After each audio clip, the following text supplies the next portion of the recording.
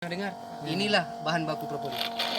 Ini orang kesehatan ini juga. Mahal betul sih. Tengku, ini orang kesehatan juga. Kalau bisa kita olah menjadi Tapi nggak tahu, ekstrak dia nggak propolis sehat. atau propolis cair, harganya luar biasa. Tungku, ini sebut na kampung pun mana tungku? Ujung Tunong. Ujung Tunong, Kecamatan Julu. Kecamatan Julu, Kabupaten Aceh Timur. Jarak haji hanya sekitar Nomor 2 meter. meter dari Jalan Hitam. Jalan Medan Aceh. nya lokasi budidaya binatang yang jak kena ke memang tak buka. madu linot Haji, oleh Tengku Rahman. Oh, Jadi dari umpungnya je dah tu untuk kumpungnya lah. Yang hasil spek kalau ni Pak dari klub bang. Jadi dengku orang nak tanya orang kah? Yang sambung-sambungnya nak sambung je.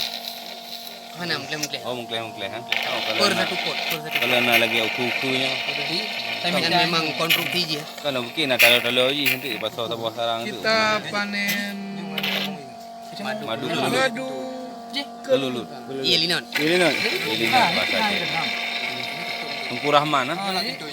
Tunggu dari sini tembang di. Yan apa? Kecil yo, tembang dalam. Satu kita nyo. Mungkin anji bertahan. Beri orang untuk bengi.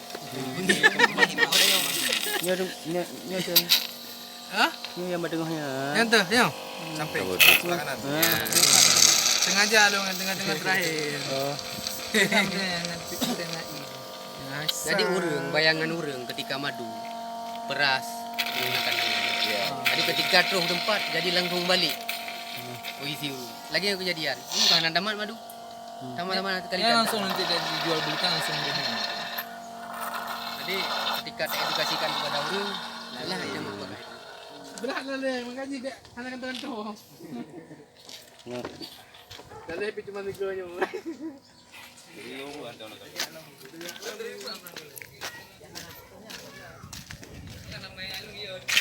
nya beberapa produk hasil madu linot atau kelulut.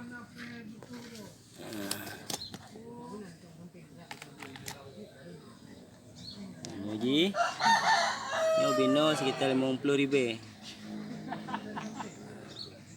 Yang jadi nadi nyo.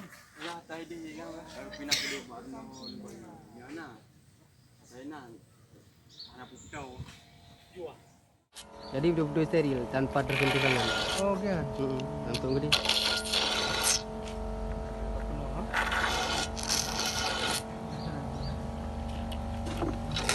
Berat but. Tabah-tabahnya noh.